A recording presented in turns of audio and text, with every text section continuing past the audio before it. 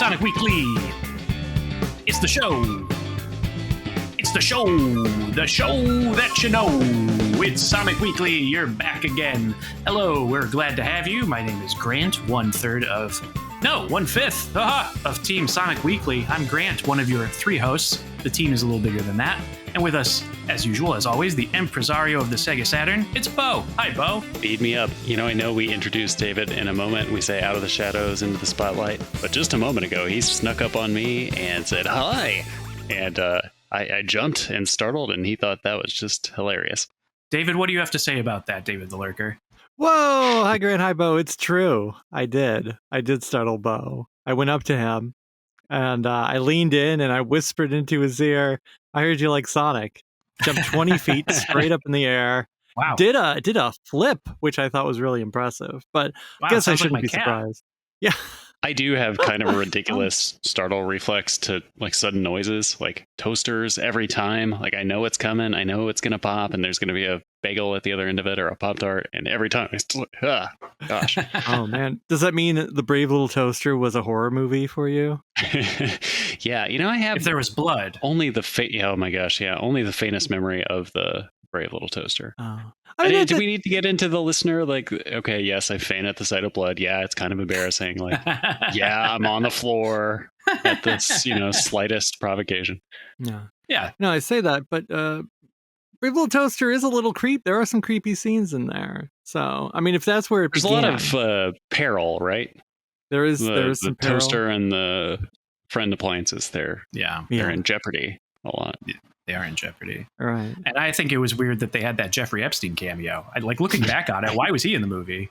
It didn't make sense at the time, but it makes less sense the more we learn. I think he's just like always trying to worm his way in everywhere. So oh god. Yeah, it's like the tendrils spread everywhere. Hey, this is a program about Sonic the Hedgehog and Sega Saturn and Sonic Team. And what we do, David, is we usually start with the Sonic news from sonicstadium.org, our unofficial news source, because they don't know that we know that they produce the news and we talk about it. But they don't. You're right. What's the hot news this week, David? Not a whole lot has happened, I think is the real answer. sonicstadium.org has made everything green in honor of James Carter Cathcart, which is neat. So we'll shout out Vector's voice actor, who we memorialized last week. Yeah, so give a shout out to that. There's just a couple little news stories. I guess the biggest one, is there was a new trailer for Crossworlds showing off, the customizations, showing off. They also showed off, hey, here's Digital Circuit. It's going to be one of the Crossworlds, and listen to a song. Listen to the Digital Circuit song and whatever the Bingo Highway. Bingo Highway, because there's 2. They're all the same. Who are the fans clamoring for Bingo Highway? Like, not a great level in Sonic Heroes, and I don't know if it's really covered itself in glory any other place. Yeah, if you're a fan of Bingo Highway, we want to know your Namo Highway. Email us, sonicweeklypodcast@gmail.com. I do joke like a lot of times it's the available assets zone, and that must be the case here as well. But they did not really skimp on the budget on the stuff that I can see, right? There's a lot of zones and a lot of new assets. Yeah. Somebody on the team just really loves Bingo Highway. And there's lots of customization. I think in the trailer, they were saying like 7,000, 8,000, 100,000 different combinations you can have with the tires, the engine, the chassis, the chassis. Yeah, chassis. I think we pronounce the word. Yeah. Okay. Thank you. A lot of combinations, David. And the boards are in there from Sonic Riders. I saw that post. Yes, we got boards. We've got. You can get your Blue Star Extreme gear, which was revealed in a new trailer, obtainable through using a Sega account. Yes, I guess similar to what the Sonic Jam classic Sonic skin for Sonic X Shadow Generation, similar to the SA2 shoes from Frontier. Sega really wants you to just get a Sega account. Join things for free. Yeah, if you've got one. I've signed up for multiple Sega accounts over the decades. Like I've definitely signed up more than once for the various schemes to send me their newsletters, and I'm welcoming it. We do a show about Sonic and Sega, so send me that news. Give it to me. I think I have one. They're sending me newsletters. Does that count? Is that good? Yeah, right. Okay. Never hurts to double check. Right. Just sign up every 6 months just to be safe. That's what it seems to be. Yeah. Look. Oh, they showed off the Werehog and whatever he's driving. Yes, they did do that. So finally get to see, because all we've seen Sonic Racing Cross Worlds. Yeah. A lot of crossing, a lot of worlding, a lot of. I watched the trailer once, so I'm just like, oh, okay, that's fine. I didn't analyze it frame by frame. So if you have even further commentary, please go ahead. Email us sonicweeklypodcast@gmail.com. Yeah. When I watched, or start a YouTube channel. Even more like Team Sonic Racing than previous footage that I saw, which is not a bad thing. Mm-hmm. This one definitely reminded me of it, because one of the things I didn't love in Team Sonic Racing was the amount of customization that was possible to my car. I had a little bit of like choice paralysis, where I was like, I don't know. I'm somebody that often plays Mario and Mario Kart. I will sometimes go for a plain hot dog with just ketchup, because I just want the thing that is plain. Sometimes, not always. Mm-hmm. But so if there's like 8,000, 100,000 different combinations, am I going to try them all? Which one do I do? I guess you gotta. Yeah, I want that like guy on the Steam page who has figured out the maximum stat you can get in each category with each part. Give me that guide. And then I want the like third best one. Like I don't like winning with like, oh, this character is the best one and this car is the best one, because it's like, oh, well then did I really win, or did the game win for itself? I want to win. So give me the guy who's like average, which is why I choose Mario and Mario Kart. I do think like All Stars Racing Transformed did well with the characters performed better or worse depending on the surroundings. And so the Burning Rangers course, for example, is a very difficult course. And if you choose somebody with like good handling, you can get through it, but you really cannot get first place. So you have to go for somebody who's harder to handle but can hit a higher top speed. Right. Being forced to think about it, to strategize. Yeah, that game is hard. Yeah, I mean, I don't think I've done every single thing. I haven't done most things in I unlocked all the characters. I did not 100% all of the upgrades for all the characters. I did the characters I like. I don't think I did Danica Patrick or Football Manager or Will. You didn't do Danica Patrick. She's the reason to buy that game. Which game had the Bonanza Brothers? Was that the first one? Am I saying their name right? The Genesis game? Aren't they called Bonanza the Bonanza Brothers? Oh, who am I thinking of a reality TV show? The Property Brothers? Similar premise. Oh man, I want the Property Brothers in the Bonanza Brothers game, where they have to go around, enter people's homes and shoot them, and then shoot the police that are trying to apprehend them. Or I want to see the Bonanza Brothers, who are ne'er-do-well burglars who are actually working for a security company to make sure that your home is burglar proof, and they could have a reality show. So they should swap places. Yeah. How about Floygan Brothers on Dreamcast? That was another weird Sega produced game. Floygan Bros. Yeah. Episode 1 or something like that. That's right. More. Oh, I love that. It's like when somebody does like a greatest hits volume 1, it's like, let's let the rest of your career play out. Right. Yeah. So the Floygans and the Bonanza should team up. Double the brothers, double the fun. Right. That's also Yasuhara's, I think, last Sega game was Floygan Bros Episode 1. Oh. So, I don't think I knew that. Yeah. It's a little something. So I guess it's worth playing if you're desperate. I think that's 2 branching off points that we could hit in the news. So one bit of news is involving Yasuhara. Mm-hmm. Apparently all the old Sonic team and Sega heads got together for an alumni reunion to drink with each other. And a great time was had by all. And everybody was saying like how much fun it was to work with Oshima and Yasuhara and Judy Tatoya. And nobody mentioned Yuji Naka. Wow. How far has his star fallen? Was he not invited? Did he get kicked out? Like, did he try to go there? Maybe he had to wear an ankle bracelet. He probably has to clear it with his PO. And right. See, I'm just thinking like, get over there and do it. it's a room that they all go to every year, and Naka tried to get in using his key card, but it just kept on being red instead of green. And maybe he Oshima was like Tails in that image, the Christmas image. He was outside the window watching them drink. Right. If somebody could Photoshop that, I would really enjoy it. Make sure he's wearing the hat from Balan Wonderworld. I wonder how it was that Yuji Naka was able to jump to the front of our imaginations so quickly, because when you go back and look at it, and I was combing through the Sonic Retro page on Sonic 1 recently. And was sort of struck by how, Oshima is really, the character creator. The idea starts with Oshima. Naka's like, oh, I want to do a racing game. Naka does introduce somersaults, which does lead to a hedgehog. Yasuhara has to be the one to say, Rabbit, this Rabbit game you guys are working on is no good. But Oshima, he directed a Sonic game. Naka never did that. He directs Sonic CD. He also directs Nights into Dreams, comes back for Sonic Superstars.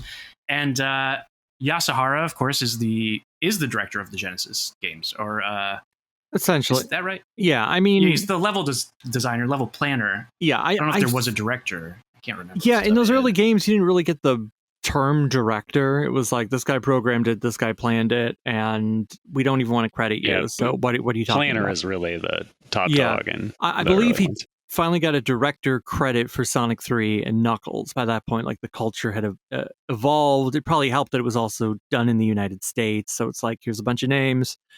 You get to see it.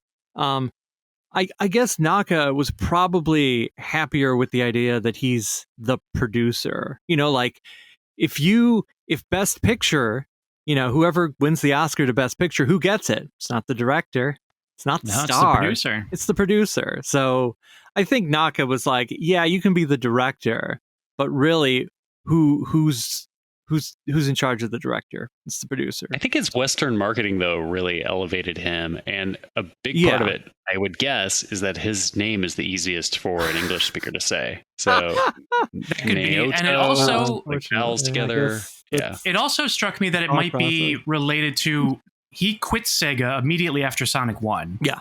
And it's Yasuhara and Mark Cerny who lure him to San Francisco, the STI, Sega Technical Institute offices, where Sonic 2 development begins. Yes. And so I wonder if his proximity to American media outlets or journalists maybe had something to do with it. Although David, you would know better than I would, but my recollection is that there was never a time where I didn't know Yuji Naka after I knew about the Sonic games. Because I feel like he was very quickly pushed forward to be the Sega Sonic Shigeru Miyamoto, even though they're very different types of producers and creatives. Yeah. But I feel like it was very, very immediate that he was put front and center by the Sega brass.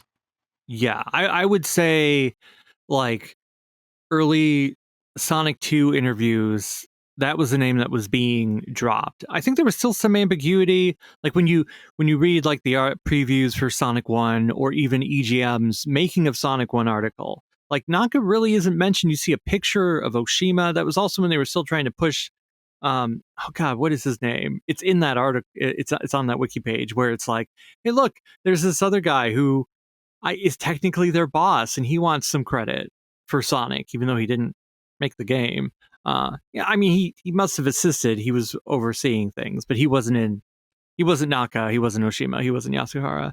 So, but yeah, I feel like part of it may have also been, oh, we've lured you back. We want you to feel important. Naka certainly felt like he was being, shortchanged. He made this game. It's a huge hit in America, but Japan is mad at him that it was still over the deadline. And it's I'm sure part of it was, we're going to make you feel like this is your game and you're the father of Sonic. And I think the ramp up, though, is really in the Knights time frame when they start calling themselves Sonic Team. In the West, it's like, oh, this is another game from the genius behind Sonic the Hedgehog, Yuji Naka. Right. Because I guess at that point, he's also the only through line. If the three of them make Sonic 1... he's on all of them. Yeah. Yeah, he comes back and he is the head of Sonic Team. He's the one that... And I guess at that point, Oshima's just happy, like, oh yeah, let's get back together. I have this idea. It's nice. And Naka's like, oh, I also have an idea for flying. Let's do it. We're going to do it. We're going to have a good time. And I'm going to wear such a white suit. And everyone's going to stare at me. I think his clothing also happened. Like, or is the reason. Naka sticks out in any photo, group photo. In that Balan Wonderworld announcement video, he's the one that's dressed up. It almost seems like because Oshima just looks normal. He's just in like a sweater and a shirt. Mm-hmm. It's almost like, hey, I thought we were dressing up here, Naoto. Right. I am dressed up. I put on the button down today. I have a top hat and a scarf. Yeah. No, but Bo, I think you're right. It was probably pushed more around nights because, like, Naka's name is there for 2, but then when you think about something like the Rock MTV special, Naka's nowhere to be seen in that thing. And if you watch it's a nights thing too, because they're really trying to draw the connection to Sonic. Because if you're a Western audience member, you're going to be like, what, huh? Why is it Purple Jester? Why is it so magical looking? I just want cool dudes who have attitude. Yeah, that's right. Yeah. So they're like, don't worry, it's the same guy. Right. So there's plenty of attitude. You just got to look for it. Yeah. And then you'll throw your PlayStation out the window and see if it'll fly. And it won't. And that'll make you buy this game. It won't make you buy this game. That makes sense. And it also makes sense because, we came together during that time in the late 90s when Sonic Team had that sheen of auteurship. Where it was like, they do Sonic, which I love, but I don't just love Sonic. You see, I'm a sophisticated video game connoisseur, so I also like the works of Sonic Team. I like the Nights into Dreams, Burning Rangers, Billy Hatcher and the Giant Egg, what have you. For sure. And it seems like that probably was implanted in our mind a little bit, maybe if this theory from Bo is right, which I think it is, by the Sega brass of like, yes, to sell Knights, we need to sell Sonic alongside with it, so we need to sell that they are the visionaries behind Sonic are bringing you this. So I think that worked, and it worked. I guess the point I'm trying to make is that I think it worked for us, the audience, to like have that conception of them. But I think maybe it also worked internally for them to have that conception of themselves, possibly. Yeah. When did he start buying sports cars? Like he was a standout success by that point, right? The first time he bought a Ferrari, it was, I guess, right. It was around Sonic Adventure. Yeah. Because he thought he had stomach cancer and was going to die. And he was like, what?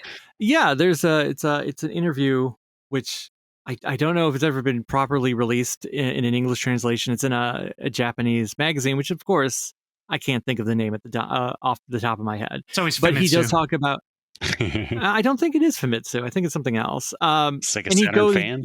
He talks about his early life. He talks about getting into Sega, and he's like, oh yeah. And at some point I wasn't feeling well.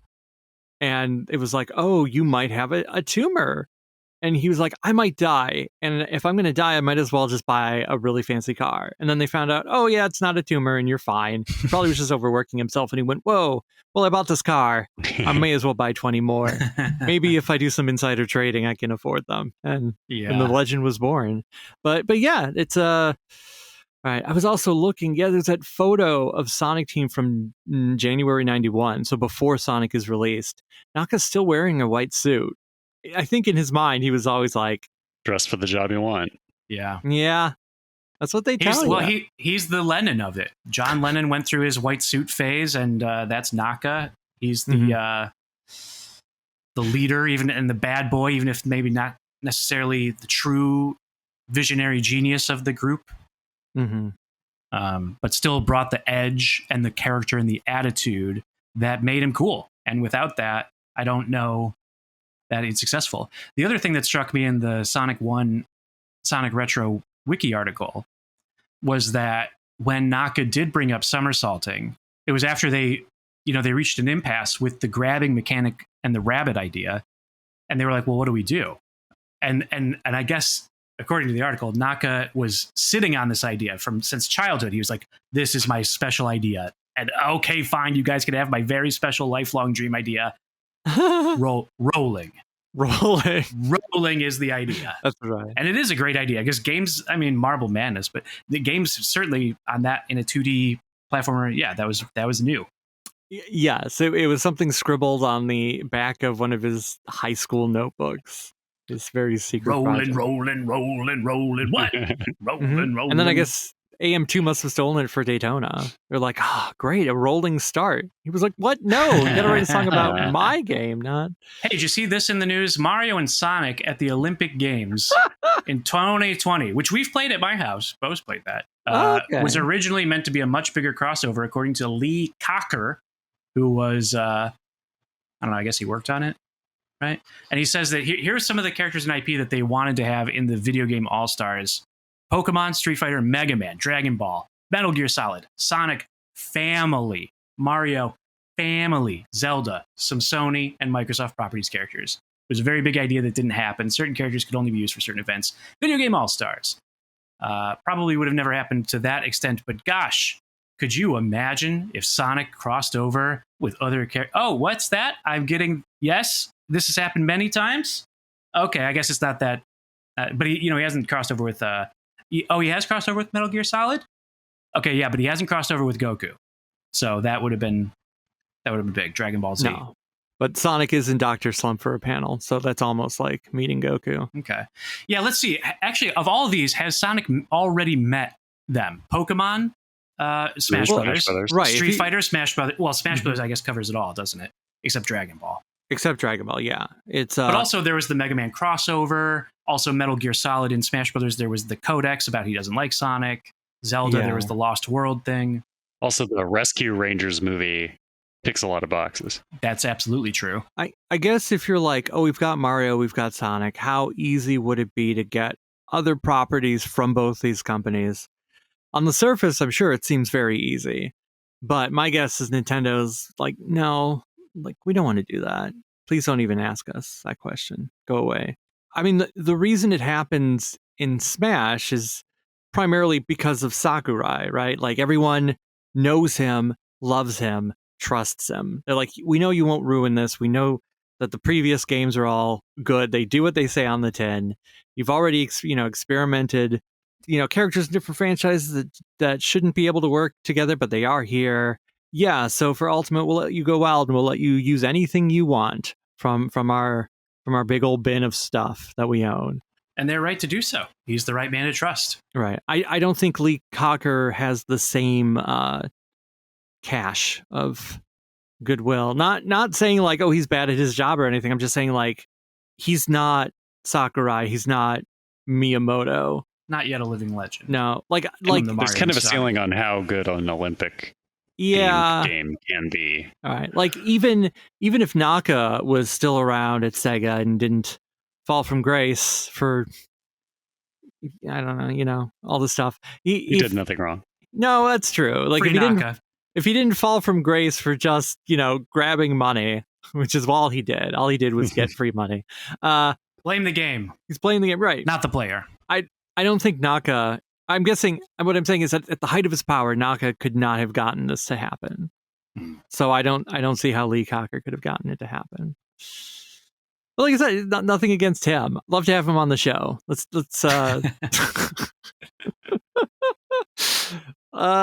yeah. It would have been interesting.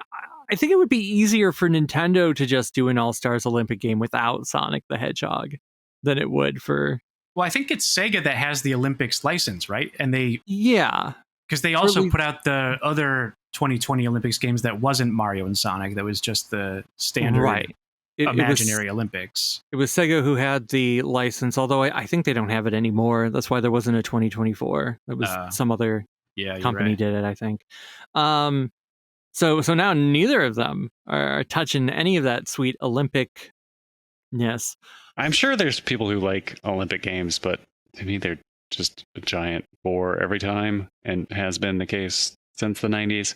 But you know what I think could work is like a meta game where like you're in charge of getting the Olympics opening ceremony coordinated on time. And that'd be fun. It's like a management sim. Yeah, you got to like make sure that the relay race to get the torch to where it needs to be. Right, the torch keeps going out. Yeah. Wow. they're handing it to the wrong person, so now it's like going in the wrong direction. You're like, oh, this is just what I need today. Oh, that would be so good. Because then you could also have like a side business where like you have a bunch of gymnasts and you have to train them. Like you can have all sorts of tactical, trying to get sponsorship deals, and your like bank account balance is going up and down. And oh wow, like you have to be really careful with the Coca-Cola meeting, because one wrong word and like it's gonna fall apart. Oh yeah, and, like if somebody brings a Pepsi into the Olympic Village, you gotta like tackle them. And oh man, it's great. We gotta copyright this idea. I was gonna say, yeah, like any business development people at any game studios, hit us up. SonicWeeklyPodcast at gmail.com. We are very accessible, and we're happy to work with you, including, maybe you saw this news story, Limited Run Games. Games, they are again kind of, their reputation is becoming pretty dodgy, because this is another delay for another product, this time for Sonic X Shadow Generations Collector's Edition, where they sent out a email to those who pre-ordered, and they let them know that there's a change to the ship date. The original ship date was July 2025, and the new ship date is November 2025. And I guess this is because the statue with Shadow and Sonic standing on the Dreamcast came out pretty bad. And then when you look at it, it's like, oh, I guess that isn't really a real statue. It probably is CG, isn't it? Those are probably just models on a thing. Right. It's not like a photograph. Or maybe it's just like the test one, and then when they went to mass produce it, got screwed up. I don't know. Yeah. Yeah, I know this isn't the first time people have complained about them. It's not just in the world of Sonic, but like, I don't think many were impressed with the Cross Worlds when they announced, and the price point it's at. The email also says, hey, if you had requested for your the physical copy of the game to come with it, with the collector's edition, we're just going to send it to you now. Like they're scrambling. It's I've seen people talk about it. You know, Limited Run existed so that indie studios could have their indie games physical. Like that was the goal. And I guess maybe they've just gotten too big for what they're trying to do. Like that's what it doing seems like a huge me. A huge collector's edition for a Sega game. It seems like Sega should be in charge of that. Yeah. You know, Sega's the one that can negotiate with these people and figure out distribution. That's what they do. That's their whole thing. So to just go, no, Limited Run, you have some fun with it. It's like, yeah, because now there's these delays for a game that did come out last year. Like this collector's edition should have been out last year when the game came out the first time around. Yeah. That's why I don't understand the strange gap. It's a bummer for anybody who wanted the extra merch, extra stuff. Mm-hmm.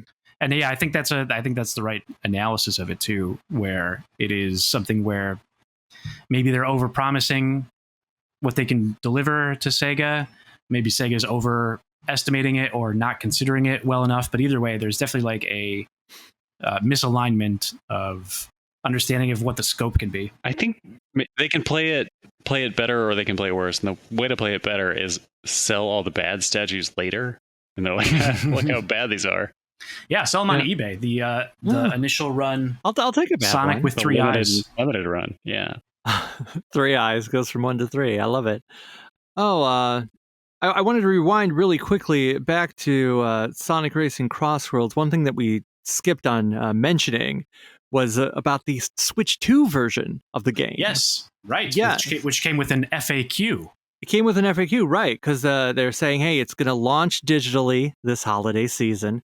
There will be a physical version early 2026, but what's interesting is that, hey, it's going to be on a full game card cartridge, a 64 gig one. So if you want it physically, it'll be on the card. It won't be one of the hollow ones. Right. Yeah. So it's gonna be a proper physical one. I thought, let's throw that out there. If we're doing all like the Sonic years bit to print. Yeah, and it does seem like they received the feedback and maybe adjusted based on the Switch 2 launch of Sonic X Shadow Generations, the Switch 2 version. Yeah. And I think they did it also with a Puyo game.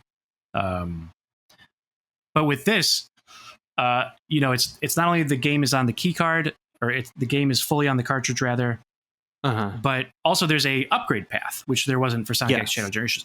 There was a way to take your save data but you still had to pay the full price for the new game. Here it's like you pay for the game on Switch if you like. You don't get the disadvantage of the Switch version is that it's the one platform that doesn't get early access, I think. Right. Don't PlayStation, Steam, and Xbox, they all get early access. Mm-hmm. But Switch doesn't get that. But Switch, if you do get it, then a $10 upgrade fee to get the Switch 2 version, which presumably is around the level of the Steam version. Yeah. Ish. So just a 10. Just one Hamilton away. Yeah. From high fidelity graphics. Which it's nice that Sega is listening. It's nice to see third parties doing this too. We've seen it from Nintendo with the upgrade paths. We've seen it with No Man's Sky on the Switch 2, which was also free. But there hasn't been too many examples of this, of a small nominal fee to upgrade your game from previous generation to new generation. Here's the bridge, $10 bridge. $10. And, some consoles, like, I mean, I know that PlayStation has been doing this for a long time. They've been charging the upgrade fee. Xbox, I think, doesn't. I think you just have it. Like if you buy the Xbox One version, you automatically have the Xbox Series X version. But in any case, it is nice to be able to have that option for Switch 2. Makes me think that maybe I will go with the Switch version instead of the Xbox. I'm not really sure yet. To be honest, I'm not even sure how sure I am about Sonic Racing Cross Worlds. What's your guys' enthusiasm level for it? With where are we at in the marketing cycle? We know about SpongeBob. We know about the different cross worlds. Now we know about the combinations. Are you more or less excited about it than you were for Team Sonic Racing? I think not excited about it in advance, but I'm certain I will enjoy playing it when it's out. Yeah. I think it'll just be like, oh, hey, that's downloaded now. We can play it. And that'll go into the rotation of games my older son and I play together. But yeah, my anticipation level's not terribly high.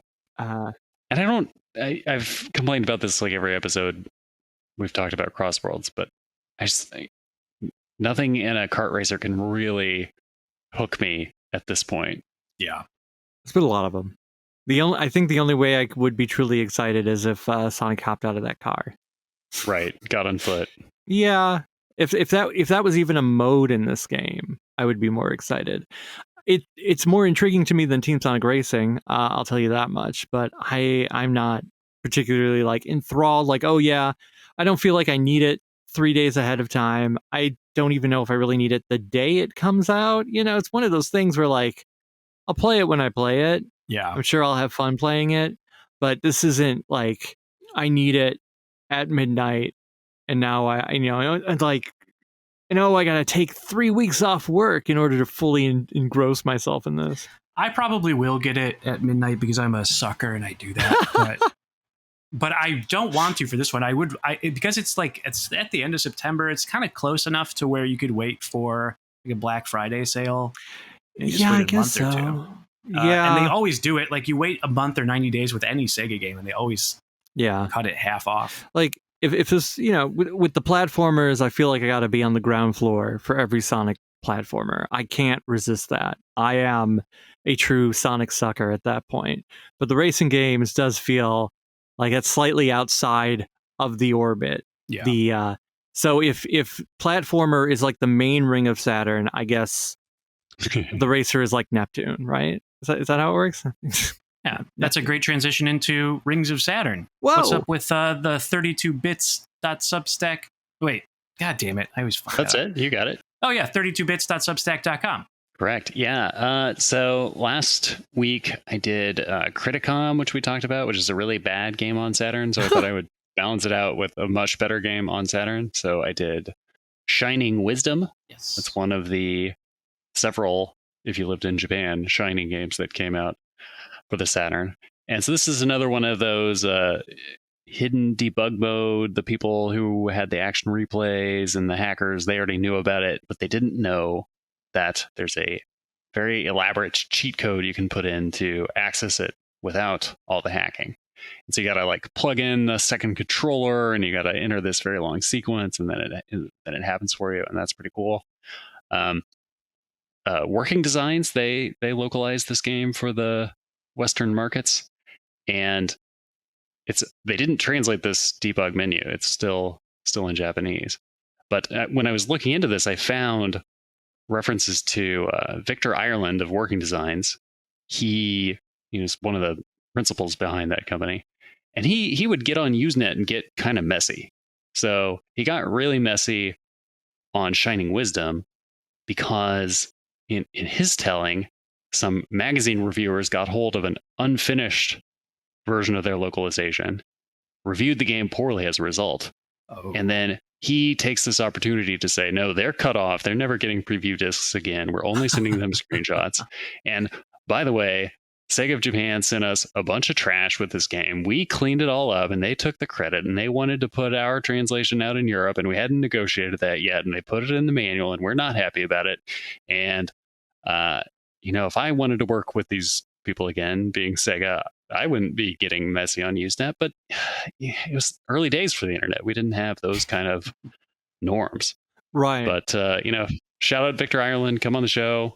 Would love to have you. Right. I'd love to talk to Victor. We can ask him about Sister Sonic. I'm sure he loves telling that story. I'd love to know about Sister Sonic. Yes. Right. Well, yeah. And I guess back then, if you're on Usenet, you feel like you're talking to 50 people at most will ever see what you have to say. It's a limited audience. Right. I don't know that 30 years later I'm going to be reading the archives. That's true. Right. Now, if he had gone a step further and was like, I'm going to put this diatribe on the disc so that somebody will find it one day.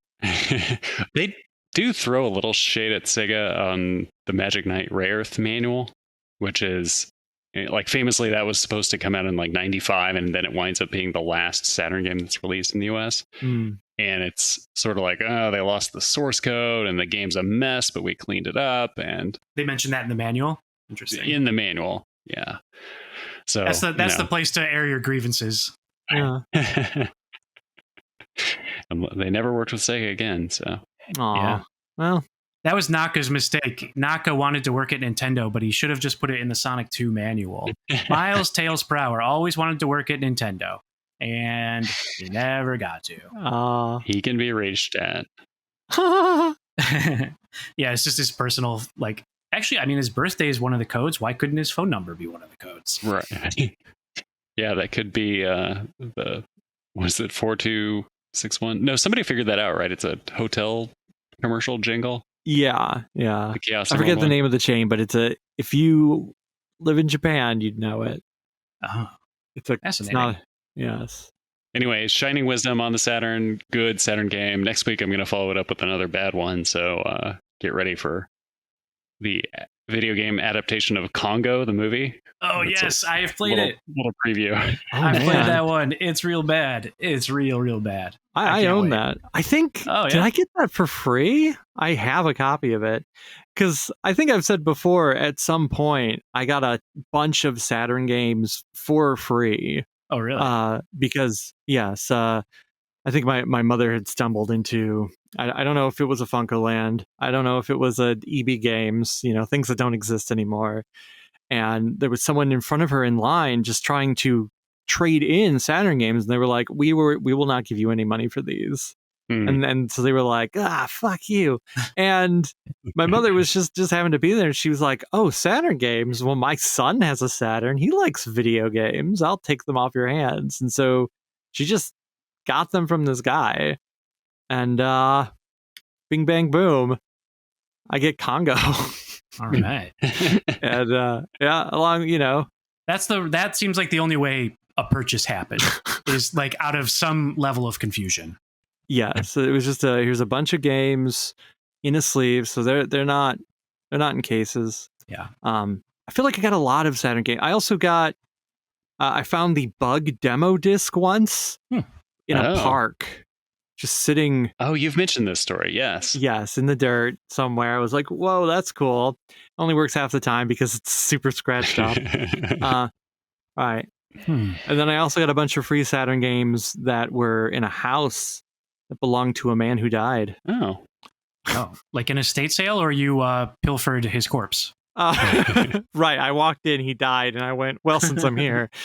No, my sister was dating someone, and his hoarder uncle passed away, and he showed up with a box full of Master System and Sega Saturn games, and I quickly took every single one. Yeah, so it's always nice when it's always nice when someone dies and you get their stuff. I don't think that's the moral of the story, but no. But either way, it was nice that it happened, and that. No, I don't know. I can't find. I'm glad someone was able to benefit. Yeah, there you go. Right. It was like they enjoyed them when they were alive. I'll assume that they lived a glorious life. Yeah. And then I ended Speaking of living a glorious life, let's check in with our buddy Barry at Sega Bits to see what they're talking about this week, and we'll be right back. Hey Sonic Weekly listeners, Barry from Sega Bits here to tell you about a podcast that you might enjoy. On the latest Sega Talk, we return to the Game Boy Advance with the second installment of Sonic's Advance Adventures. We talk about the other SA2, the addition of Cream the Rabbit, and the changes the game makes to the previous Advance formula. Watch or listen at youtube.com/SegaBits or search Sega Bits on your podcatcher of choice. We're back from the break now, and before we get into talking about 8-bit Sonic, I do want to cover Superman really quick. I just want to hear briefly what David thought of it. Yeah, because we talked about the trailer on the show. We know and have established you're a big Superman fan. Yes, I have seen the movie. Bo is not. The movie just came out, so we don't need to necessarily get into spoilers. I don't think you would anyway. But looking just for kind of general thoughts, I loved it. A lot of people liked it. Some mixed reviews, but you're a true blue Superman fan, so I think your opinion is really important here. And what did you think? I love that movie. I thought it was great. I thought it was amazing. I know I definitely got a little emotional at certain points. Yeah. I'm definitely not going to dive into spoilers, but it's definitely the best Superman since Superman 2. And I'm kind of like on one way or the other. Is it better than a Superman 2? Because technically it's like, Lester did the theatrical version. There's the Donner cut, but it's, there's a couple rough things because Donner didn't get to finish it. I think it's definitely up. It's up in that echelon. I think of like this. It is Superman. It feels like a Superman movie through and through. It is Superman. It really, really, really, really, really really felt like the Superman that I've always known from the comic books and the cartoons, in a way that I feel like all of the Batman movies have never quite gotten Batman. And even the Spider-Man movies, maybe Spider-Verse and Batman the Animated Series. The animated ones, I think, have gotten the closest. Right. But the live-action ones, I don't know. This Superman live-action is like, that's the guy. And even though they changed some of the lore and they modernize and update some of it, they keep his point of view. They understand his point of view, his morals, his sensibilities so well that you can change those things and the character still feels like the character. Whereas I feel like with the Batman movies and the Spider-Man movies, they do get the parts of the character, but they always like warp some other part of it to where it's like, the comic book version of him or the true version wouldn't do that because XYZ. He wouldn't let his Bruce Wayne persona be such an obvious parallel for Batman because it's not, right. So as much as I love the Pattinson one, it's like, oh, well, his Bruce Wayne is a little different than the traditional take. Not bad, just different. But anyway, I just wanted to like underscore that, yes, this to me really, really felt like Superman. Right. Yeah. I mean, I think I can echo with Spider-Man. One of the things, even though I love the Raimi movies, the one thing that's always itched at me is that Peter Parker is like way too nerdy and awkward in a way. It's like, Peter Parker's in those comics, he starts as a 15-year-old. Like, and inherently every 15-year-old is awkward. It doesn't matter what you are, you're awkward. But in that first issue, what does he, like in Amazing Fantasy 15, he tries to ask out a girl and the girl says no. The Peter Parker of the first Spider-Man movie cannot conceive the idea of talking to a girl. He's terrified of it. And I'm like, that's not Peter Parker. And by the time you hit college Peter Parker, like he there's the Parker luck, but somehow still ends up dating so many women, and it's like, so him just being obsessed with Mary Jane and like that's it, and I've been obsessed with you since like we were 7 or whatever it is. I mean, that's going off on a tangent because look, it gets a lot right, but it gets that wrong. Right. And on the Tom Holland Spider-Man, it's like he's too nice. too nice. Spider-Man, he's not totally a nerd. He is nerdy and he is nice. Yes. But he's also a little more well-rounded than that. And this Superman, to bring back Superman, was pretty well-rounded. Oh, yeah. We see a couple of different shades of his character throughout. He's put to the test. I think Superman's great. I think Lois is great. I love that Lois has things to do. She feels fully formed as well. I love Jimmy Olsen in this movie as well. You know, Mr. Terrific, everyone says he's a standout. I think he is the standout. Like, I want to see more Mr. Terrific running around. Me too. The actor, the character, I've never really cared about that character until the movie. The movie has made me like, I want more. I want the Mr. Terrific show greenlit as soon as possible. And Green Lantern. Green. I guess he's going to be in the new season of Peacemaker, Hawkgirl, and maybe also Mr. Terrific. But Green Lantern and Hawkgirl certainly are.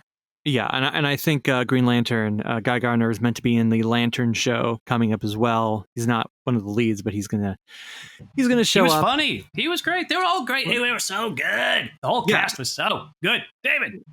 Yes. I mean, because I definitely I wouldn't mind a show that's just about the Daily Planet. I think everyone there is great, and it's a shame that we don't get a show about Luthor. No. Oh yeah, Luthor's great too. There's so much good. There's so many good things about that movie, and that I've seen it twice. So I think I'm going to see it a second time tomorrow. Okay. And I think let's try to tie it back to Sonic. Okay, so they share similar colors: blue, They got red, blue. Yellow, white. We'll start with S. Okay. They both had Genesis games. Yes. They both have had one of the worst video games of all time. That is true. Superman 64 and Sonic 06. And both of those games feature beginnings where you have to run through rings. So they are thematically the same, I think. Yeah. And also, I feel like, though not exactly the same, Superman's point of view and the way that he views the world is not dissimilar to Sonic. Mm-hmm. Although with Sonic, we don't know his origin. His origin is not part of his character. He doesn't have parents. He doesn't have two sets of parents, as far as we know. Well, he has one set of parents in the movie. Okay, in the movies, he has two sets of parents. Stop emailing SonicWeeklyPodcast@gmail.com. You're right. There is Longclaw and the parents. In the movies, he's got two sets. They're both very superpowered, and they're both they have this belief in innate goodness and redeeming their villains and turning former enemies into friends. So maybe they can add Sonic to the DC film slate. I mean, they're already in the comics. That's right. They've met. So Sonic 5 crossover could be a crossover. That's right. Yeah. You'll see Superman, you'll see Sonic, and you will see Don Toretto from the Fast and the Furious movies. That'll be his swan song. Will be in that crossover, where he gives the keys to his vintage car, which of course I can't remember the type of car it is. He's going to give the keys to Sonic and tell him to take care of that car. Speaking of vintage cars, well, we talked about Sonic Drift before, and I was watching that footage of last week's episode where Jack was playing Sonic Drift. And that got me playing Sonic Triple Trouble and Sonic Chaos, aka Sonic and Tails and Sonic and Tails 2. And I sent you guys a message a couple days ago of hey, what if on the podcast we talked about 8-bit Sonic? And I meant to go through and then play all the 8-bit Sonics more than I did. But I did play the 4-core one. I guess there's 5-core ones if you count Sonic Blast. But okay, Sonic 1, Sonic 2, Chaos, Triple Trouble. Those are the core Game Gear games, right? The ones that we care about. And Barry would point out Sonic Blast is a kids' gear game. So you got it right. That's true. That's true. That is true. But yeah, so Sonic Chaos, that's the first time Tails can fly in a video game where you can control him. And Sonic Chaos, what am I trying to say here? Well, okay, of those four games, nobody's favorite is Sonic Chaos, right? Yeah, I don't think so. It's not bad. The sprites are weird. It's a little clunky. Yeah. Love the rocket shoes, though. I think what they did with the special stages in that game is kind of cool, and wouldn't mind seeing that revisited in another classic Sonic world where you've got some sort of power-up that you've got to use to collect your Chaos Emerald. There's some good ideas in there. Gigalopolis Zone, not the best idea. Yeah, that was on the tip of the tongue of which what is the name of that horrible second stage? Isn't it spelled differently in the Master System version, or am I misremembering that? Oh, you might be right. There's also a stage that has different music between the two, because the Master System version just uses like a demo track from a keyboard by mistake. Oh. And I say by mistake, I don't know, but it is like it's not a Sega song. It's not in the Game Gear version. Yeah, then that's a mistake. Yeah. It wasn't until a few years ago that I realized that 8-Bit Sonic had a bigger presence outside of the United States, outside of North America, because the Master System in Brazil and in Europe was a much bigger deal than it was for us here. So the games that I thought were only ever Game Gear games were in fact both Master System and Game Gear games up until Triple Trouble, which was just a Game Gear game. Although, does it also work backwards on Master System? People have made it so you can play Triple Trouble on the Master System. It's not perfect. It's almost possible just with hardware to convert Game Gear games and Master System games. There's not a whole lot of difference between the two systems, but it's a little flaky if you try to play it. Gotcha. So, because I always thought growing up that it was a little strange, not too strange, because there was Super Mario World and Super Mario Land, and so it wasn't too crazy that Sonic was on every system. But the Sonic 2 thing always struck me as being very strange. One, that it was so difficult and so hard to get past the crab boss, but also just that, they were different stories. Mm-hmm. Sonic 1 was kind of the same basic story, but Sonic 2, it's like, well, there's no Death Egg here. Tails is kidnapped. This is not the Sonic 2 we have at home. That is true. Yeah, Sonic 2 is such a hard game. Yeah. That is the main complaint of Sonic 2 on the Game Gear. The first boss is way too hard for that screen. It's harder than Master System too. Oh yeah, the Master System version it's easy because the ball it bounces the same height every time, and there's more screen, so you can see where it is. You're just it's just luck if you get past it in the Game Gear.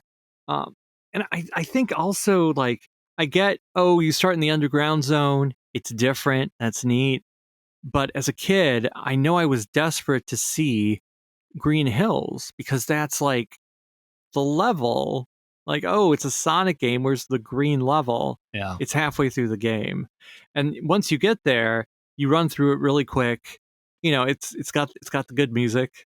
It's got you can do anything. But then that Act 3 is one of the worst stages, I think, in a Sonic game, because it's just a series of bottomless pits that you hop over hitting springs, and you can't see where you're going. You have to basically memorize it if you ever want to see the boss.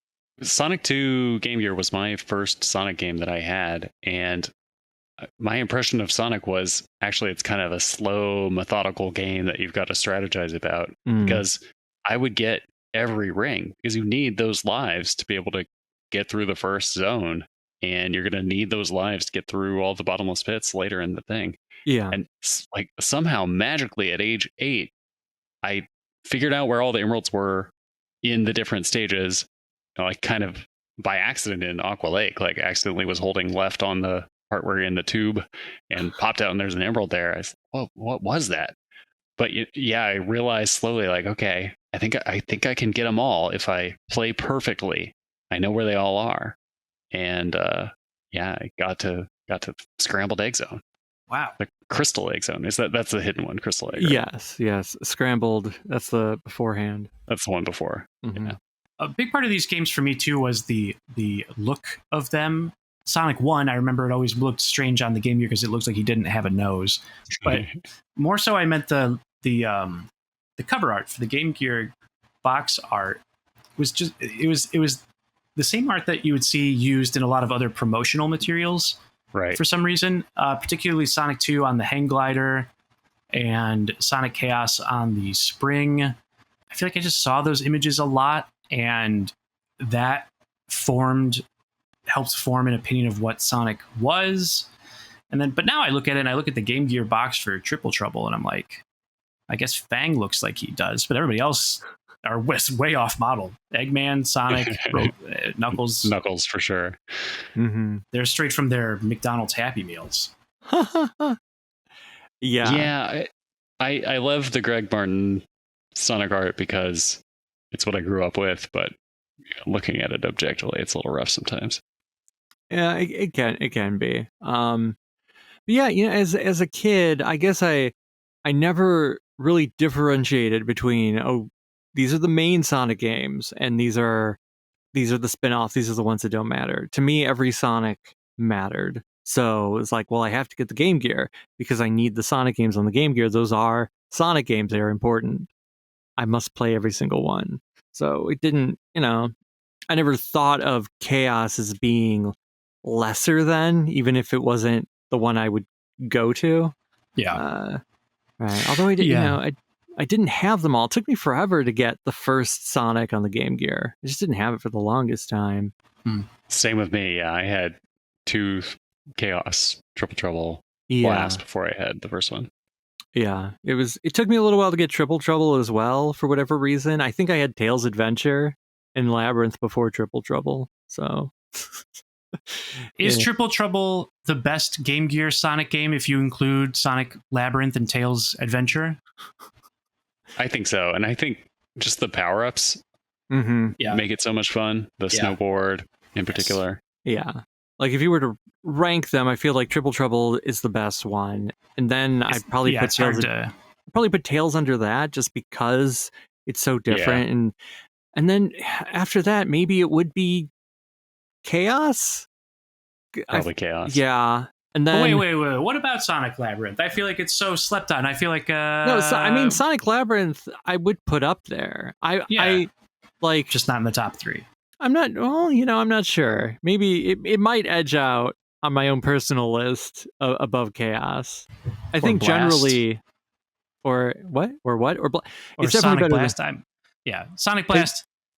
I'm putting Blast. Does Sonic Blast go at the bottom? Does it go at the bottom? I think so. I think it does. What about? There's got to be something worse. How's the Spinball port? Okay, if we're talking, Spinball's okay. Really? Damn. I've never beaten the Game Gear Spinball. I have beaten Blast, but that was more out of morbid curiosity than anything. Spinball, I'm like, I think Sky Patrol may have to go at the bottom. There we go. Okay. Yeah, Sky Patrol will do that. So Sky Patrol's at the bottom. Blast and Spinball. Those are the bottom. Sonic Blast looks like shit. It plays like shit, but god damn it, you can play as Knuckles, and that has to count for something. Yeah, it's unfortunate that's not Knuckles. That's Knuckles' only playable appearance on the Game Gear. Yeah, wow. And not on any system. He's never. They took him away. There's a new law. Retroactively removed. That's right. Yeah. Sonic Mania Plus. They were like, we've taken away Knuckles from Sonic 3. It's what you've been clamoring for. But don't worry. It's a Mandela effect thing. Oh, you thought you played as Knuckles in Sonic Adventure? What are you, crazy? Knuckles isn't in Sonic Adventure. No, Sonic found the emerald pieces, gave them to Knuckles, and Knuckles said, "Thank you, Sonic. I'm so glad we're friends." An NPC. Good old Knuckles scraping those Knuckles. Yeah. I think Sonic 2 Game Gear always gets cited as the hardest game, but actually I think it's Tails Sky Patrol. I can't make it past the first stage of either of those games, so they're equal. Sky Patrol is so hard. It is. I don't know if I've ever beaten the first stage either. I know I haven't beaten that game. I've never seen Wendy Witchcart in her full glory. Yeah, me either. I always turn it on. I'm like, okay, this is the time I get into Tails Sky Patrol. I can do save states. I'll just get into it. I'll just force myself to get into it. Then it's like 5 minutes later, if that. Fuck this game. I can't do anything else. Let's go do the dishes. Oh man, when you're choosing the dishes over a Sonic game, there's some trouble. I know. Brewing.